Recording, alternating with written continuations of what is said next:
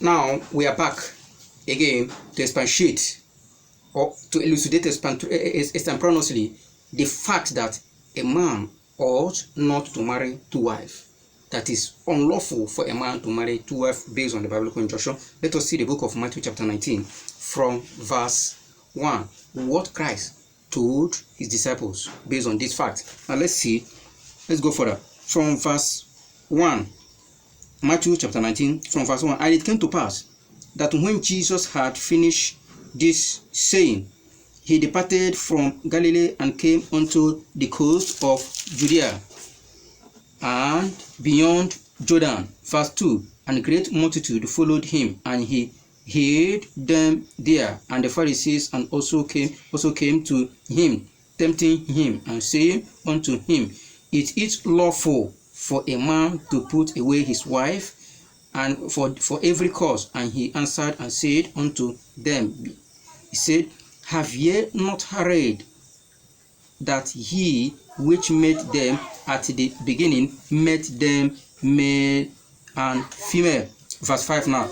And he said, For this cause shall a man leave father and mother, and cleave unto his wife, and they twain shall be one flesh. Now verse 6.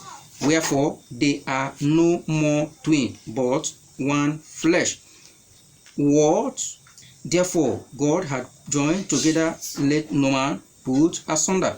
Now let's verse 7 now say, And they said unto him, Why did Moses then command them to give a written divorcement and to put her away? Now let's see verse 8. And said unto them, Because of the hardness of their heart suffer ye to put away thy wife. And from the beginning it was not so.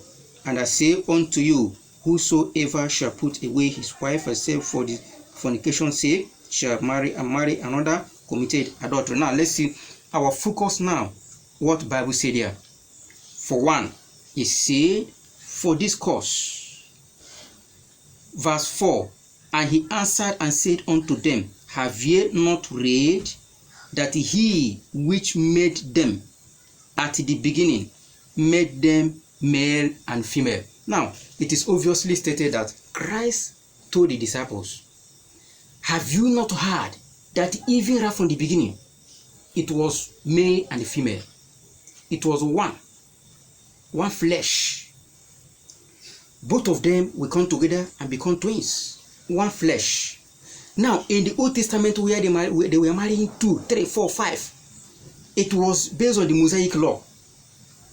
Based on the hardness of their hearts, Moses allowed them, the law allowed them to marry as many as. God allowed them, they married as many as. But when Christ came to amend the law, he said no. Right from the beginning, from the time of Adam, God made it one, male and female. Let it be like that. And it remained. And that is why in the book of Timothy, Paul told Timothy that a bishop must be a man of one wife. But he was making reference that one wife is only meant for a bishop. That if you are not a bishop, you can marry more than that. It's an error, erroneous teaching. Now, a bishop, anybody, even as much as you're a Christian, you're a bishop. You will have different gifts. Nobody is born a bishop. All those things are title. And not only that, Paul in the book of 1 Corinthians chapter 7, Paul told the Corinthian church to avoid fornication, let every man marry his own wife.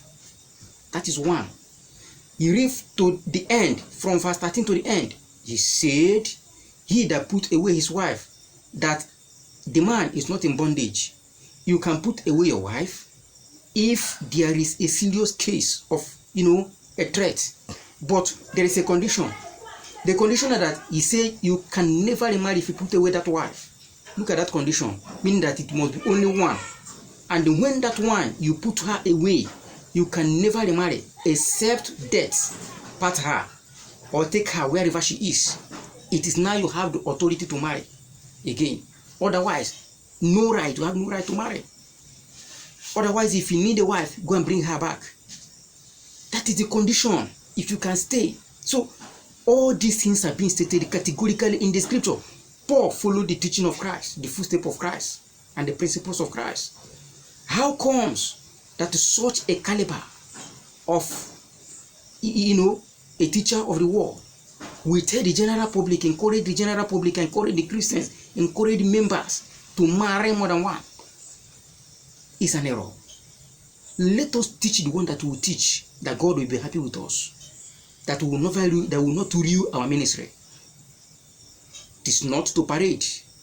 It is not to be eloquent. It is not to be fluent.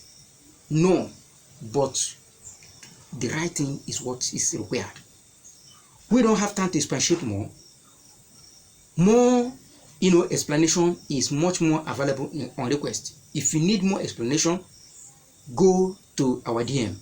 We are very much obliged to give you the appropriate answer, or you locate us in our page. Remain blessed.